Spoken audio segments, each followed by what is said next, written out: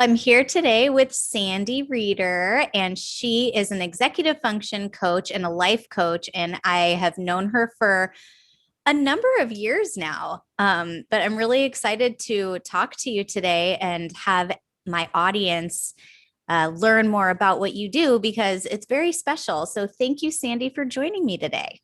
Oh, thank you for having me. Yeah, absolutely. Will you please tell the audience a little bit about who you are, what you do, and a little background about how you came into this? Because I think it's a pretty unique story. Yes, thank you. Yeah.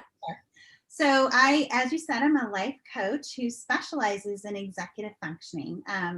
This is a word that's gained more popularity over the last few years as more individuals have been dealing with executive functioning dysfunction.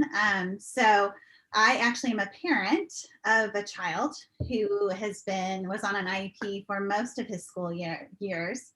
And that's kind of how I got interested in executive functioning through him. So eventually that led me into executive functioning coaching after working in the school district with him for years. As he was moving up through the grades, I was moving with him.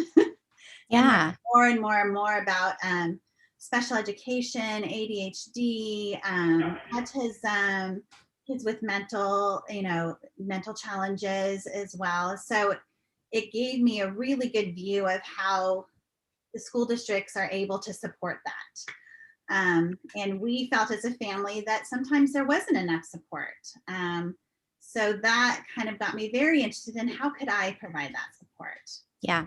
So executive functioning, just for everyone out there, is really, I describe it very easily as the minute you wake up in the morning to the minute you go to bed, all the mental processes that happen to make you meet all those goals for the day.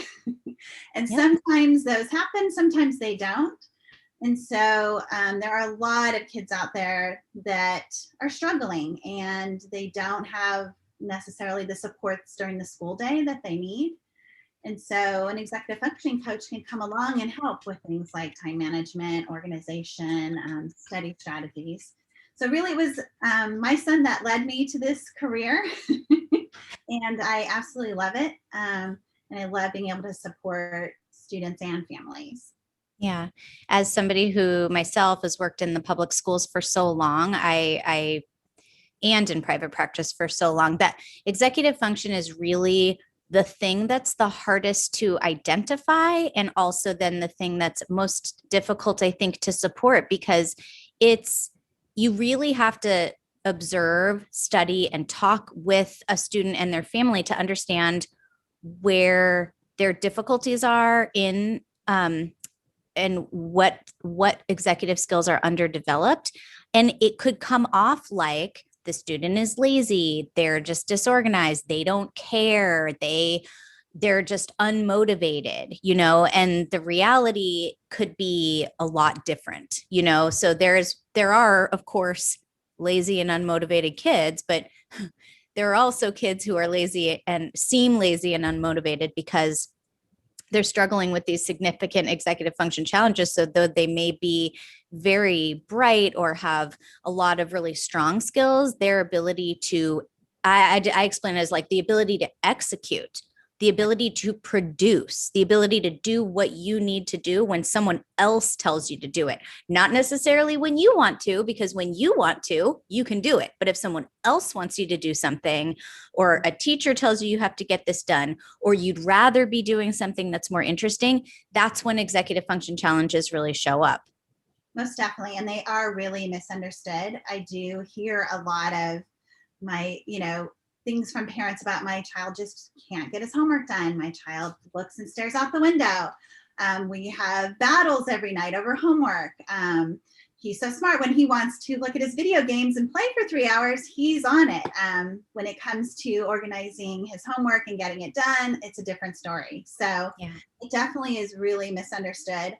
I always think like if a child can do it, they will do it. So I always look at it from a skills-based place. Mm-hmm. That these are just executive functioning that hasn't developed yet, because really our prefrontal lobe, where our executive function is, doesn't develop until around 25, 26. So, and if you're an individual that has a learning disability, it's going to be further out for you. You're going to be even farther behind that. So I see kids in a school system that is, adults have created. And so a lot of times they really have to have these adult brains to do the many things that we ask them to do. So there's definitely a spectrum when it comes to executive functioning. I've seen, kids who sort of need my help, and I just give them a little boost and we talk through it and we figure out where the problems are and we fix them. Then there's kids that I've been with for a year or two who are just needing that support inch by inch. We're getting there. We're celebrating little victories as we get there. But families, it's really tough for them. So I am a parent that has experienced that. And I really want to give back to the community in terms of, not only my skills in executive functioning and coaching, but as a parent, letting these parents know, I know what you're going through. I've been there. I have put all of these reward systems in place. I have done everything I can to help my child finish a homework project. So I really understand that. And I think that's the uniqueness I bring to my coaching. I can see both sides, and I've worked in the school district. So I can see, I definitely know that angle. Yep. So yeah.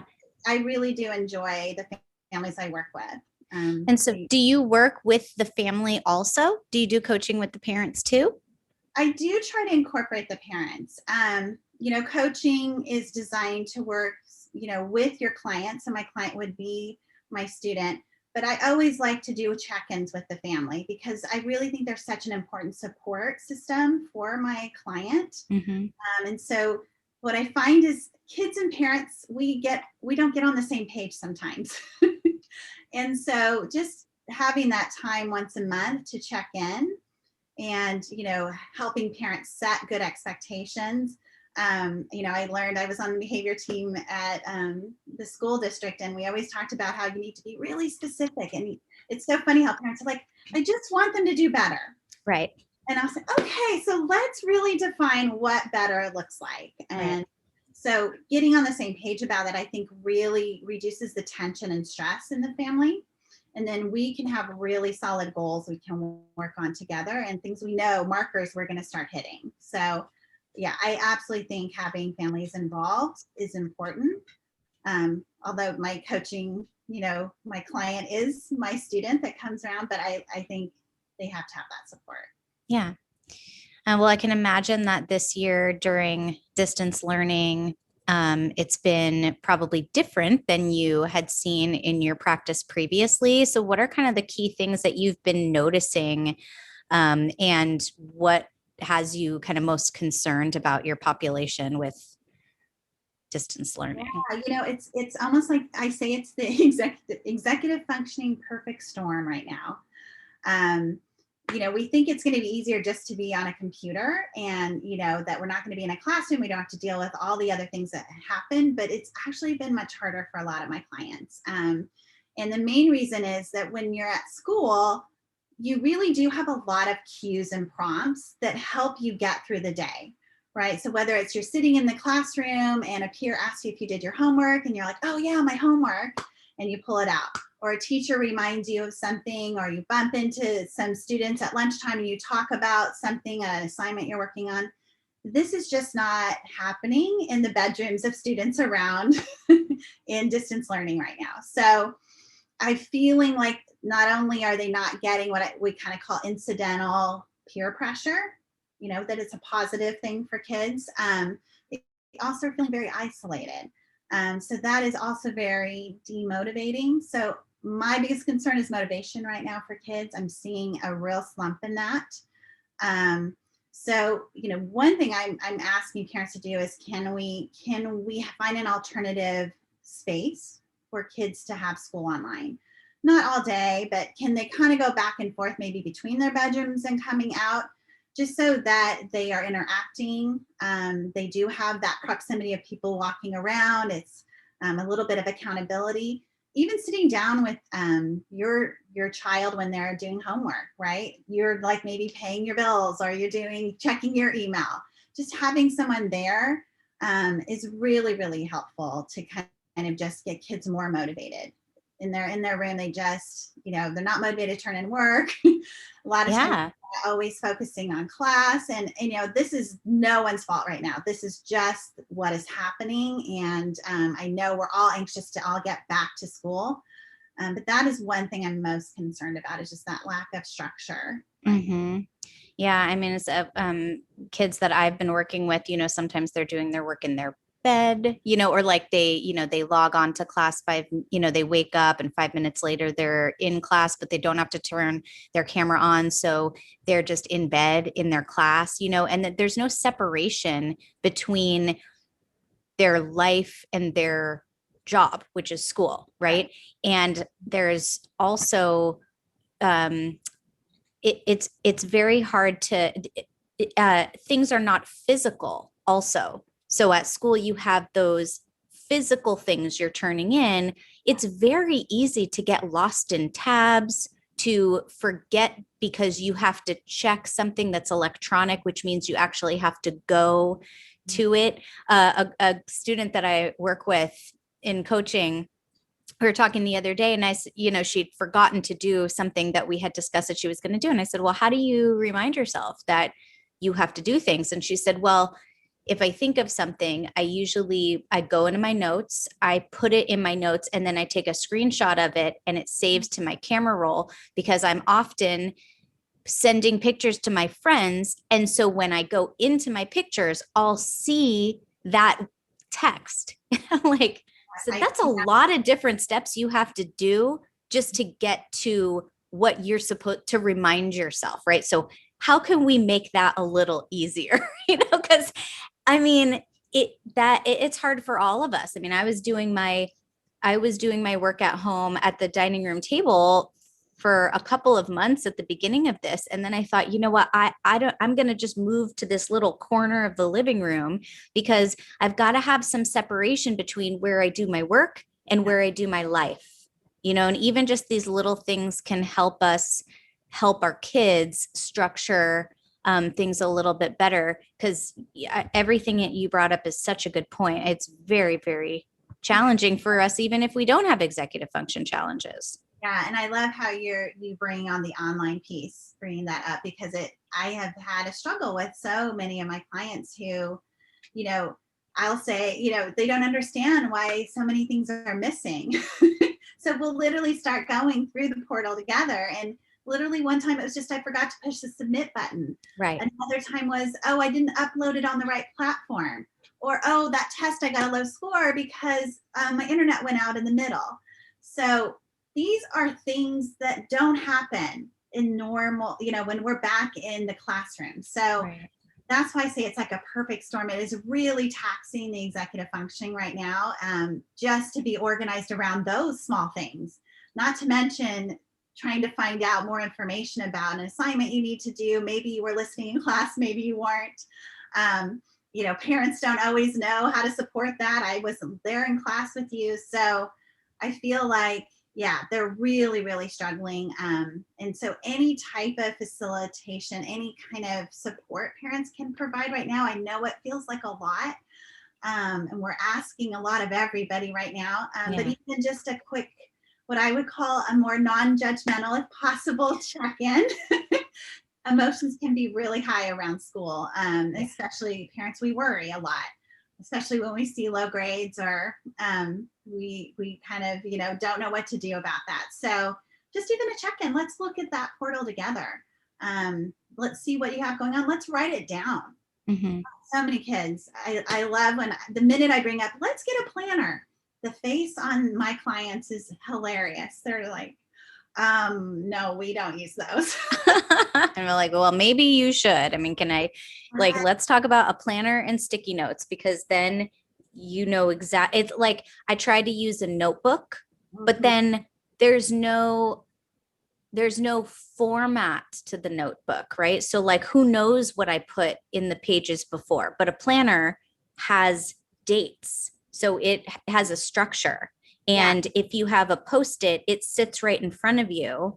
And it reminds you all the time what you need to do. And then when you're done, you can feel really good about tossing it, right? So it's so true. And I tell my clients, it doesn't have to be a planner.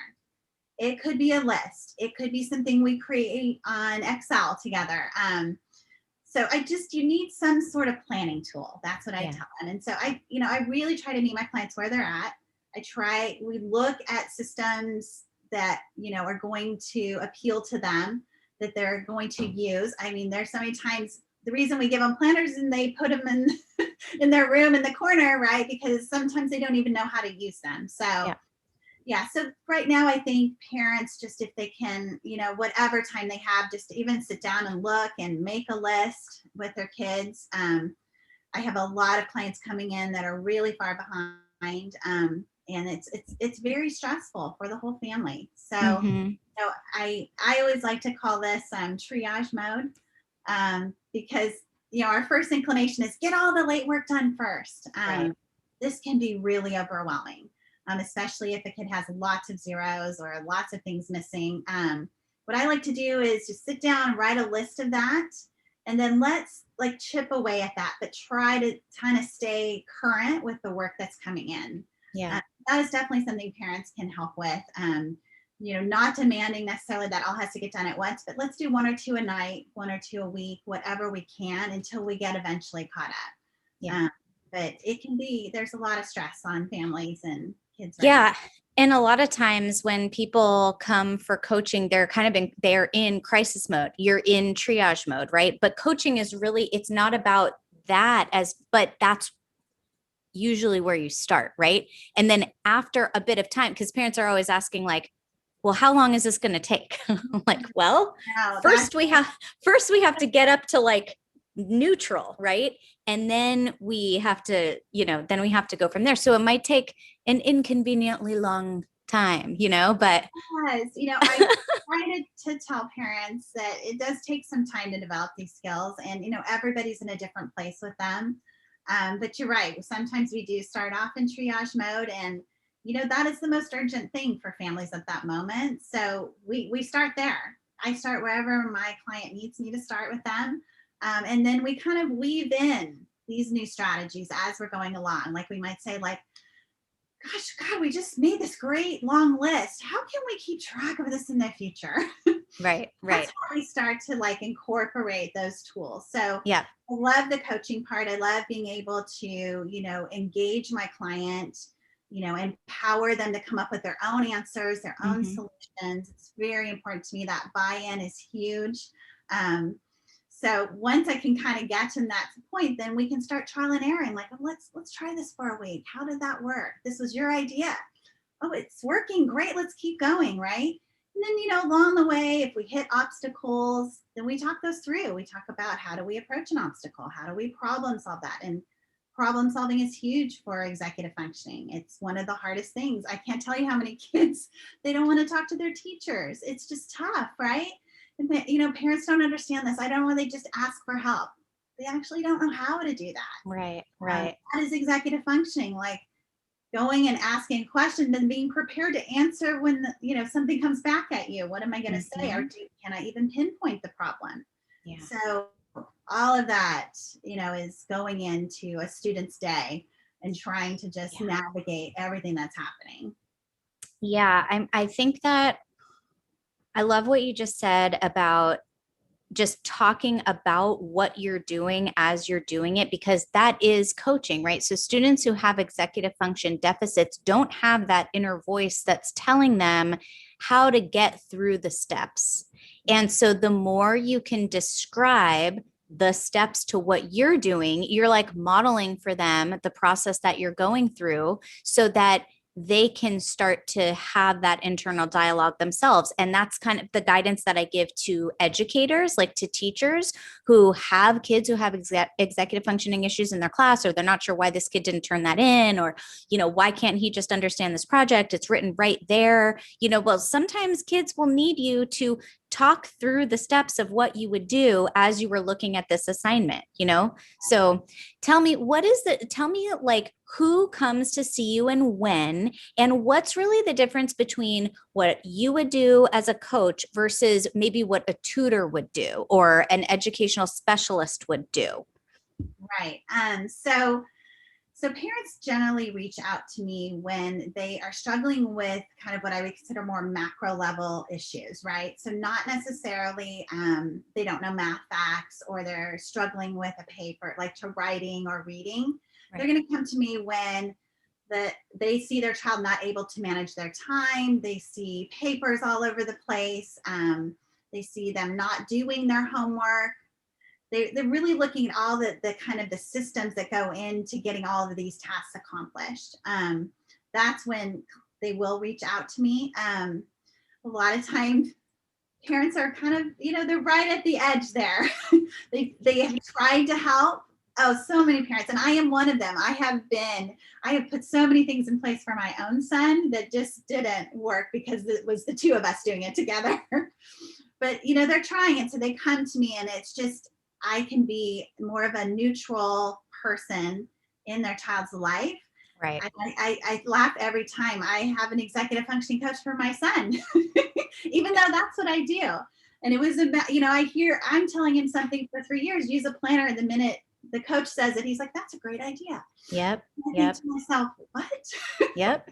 Yep. But these families are coming to me not only because they know their child needs that support, but they also are struggling giving that support to them.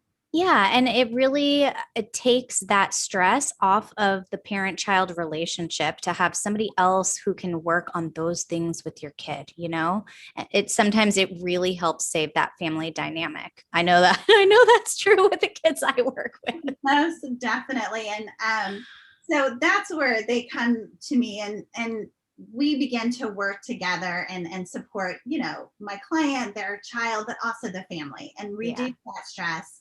And start to take the steps towards, this child getting back on the same page with everybody and also getting work in. I'm not, grades are important, but I'm also, for me, the process is important. I want to know that my clients are walking away with some lifelong skills. Like we know this isn't just going to be high school or college. This is going to be in the workplace. They're going to need these skills in place. So I generally work with like maybe 8th graders through college and young adults. I find, 8th graders are great. They're getting ready for that transition to high school. I know that's a big step. So really enjoy working and getting them prepared for that. High schoolers get into high school and realize no one is telling me when to do stuff anymore and when to turn things in. And I didn't know how to do that. When that project was due, I didn't know that. That's due tomorrow. So they find that not only the workload increases, but the demands. And a lot of times I see kids getting low scores and low grades because it's their executive functioning. It's really not how intelligent they are or whether they can grasp a concept. It's their ability to turn their homework in. So that makes me, that frustrates me because I can see that. I can see that they have all this potential and they're very bright. They just have these executive functioning skills that need development and need support.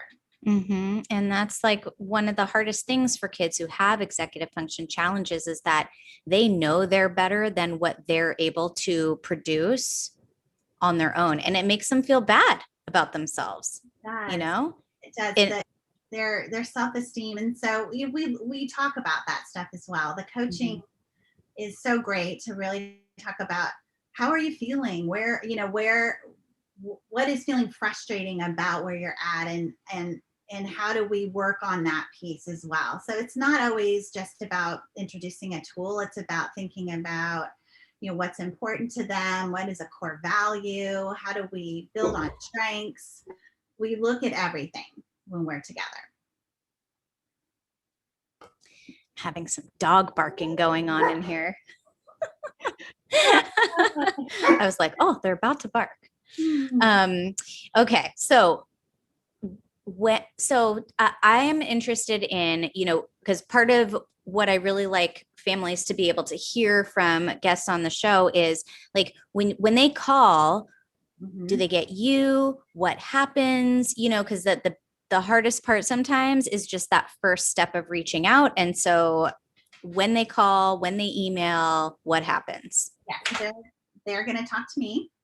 We're going to have a quick conversation just about, why they came to me, what they're seeing in their child, what their concerns are. We'll talk a little bit more about how executive functioning might help that. That's our initial conversation together. If we decide, hey, this sounds like a good fit, the next step for me is to talk to the child. This is a super important step. Their buy-in is everything for our success together. So I definitely have a quick conversation also with that child just to assess their interest. Sometimes kids don't know their parents reached out. Some kids think they don't need help yet. Totally fine. I am all about empowering kids and letting them try, doing it on their own for sure. So I like to talk to the child and just kind of get a sense, like, is this sound interesting? Do you feel like there are changes you are looking to make, and where are you feeling frustrated? If we're kind of sinking there and I feel like it's a good fit, then we move into an intake. And that is it's an intake with the whole family. And it gives me a chance to learn more and more about my client and the family and the challenges they're facing. And it gives me kind of a foundation for us to build goals on and to move into our coaching together. Yeah, I love the point that you made about the students' buy-in, because no amount of coaching is going to help someone who's closed off to it. And they've got to be ready. You can't like force someone to be open to it, kind of like therapy, but different. But it's very important to have that buy-in. But I think, you know, more often than not, I find that once a student has a conversation with a coach outside of their parents, they become more receptive to the possibility of something. When the parents say it, it might be like, no, I don't want to do that, but once we get them in the room or on the Zoom with us, they're, usually a little bit more receptive. Yes, definitely. And the coaching relationship, it's established for my client to have a safe space to vent and, to, say how they're feeling. And that's how we start thinking of solutions together, right? When they feel safe to do that. And so, when we're talking, I'm not going to tell the parents things we're talking about. That's why we have those updates. We are really looking for a place for a child to grow, empower themselves, and become more independent. So that's what executive functioning coaching can bring a family, and a lot of parents I think are ready for that too sometimes. Yes. Well, this was just a lovely conversation. I'm thrilled to just have connected with you again, because I miss you, number one. Absolutely. And I just, I love what you give the world. I know I've sent a lot of families your way when I haven't been able to like hang on. And all of the feedback that I've gotten has been so positive. And I just know that you're such a light in these families' lives. And I'm sure that they appreciate you, partly because I know, because I heard, but even the ones that I don't know. And I just, I think our community is really fortunate. Oh, thank you so much. It's very personal for me. I really enjoy working with these families and helping them and giving back. There were people that have helped me along the way in our family, and so it's nice to be able to do that. Yeah. Well, and now that a lot of this is virtual, I'm sure that you're going to maintain this virtual kind of platform. It does, you can help more students this way. There are some, you lose a little bit of that personal component sitting with the student, but I also find that, we can help a lot more kids in a virtual world. And this kind of coaching, I think, is more conducive because we're not actually sitting and doing like a reading assignment or a writing assignment. So, which people have been very successful with tutoring online too. So I don't want to discount that. They've been very successful. It's so true. I wasn't sure because I did in person in the beginning, and so when we switched during the pandemic, I wasn't sure how that was going to go. And I have to say, my students have done really well coaching with me virtually. And like you said, it gives me more opportunity to help more students doing it virtually. And so, yeah, I probably will continue this way unless someone needs me in person. But I think so far it's been pretty successful. So Yeah. I said that. And I also, I had the opportunity this summer, which was great, to help a lot of students who were working on college essays. Ooh. and just actually doing executive functioning with them and getting them organized around all the tasks that had to be done. So I've worked with a college consultant, and she's been great. We'll work together and kind of get them organized through that fall, getting all those applications in. But coaching is so great for essay writing, just because it's so personal. It's this first time a lot of them had to be introspective. Yeah. And write about themselves. So that's a new thing that I'm really enjoying, extending my executive functioning coaching out into that area. Oh, yeah, that's great. Well, if families want to reach you, and I mean, you can help people in this area, but you can also help families anywhere, which is All over the amazing. country. Yeah, all over the country. So Sandy's website is efcoachreader.net, and her email is efcoachreader@gmail.com. And you can find her phone number on the website too. But it's been a really wonderful conversation with you, Sandy. Great connecting again.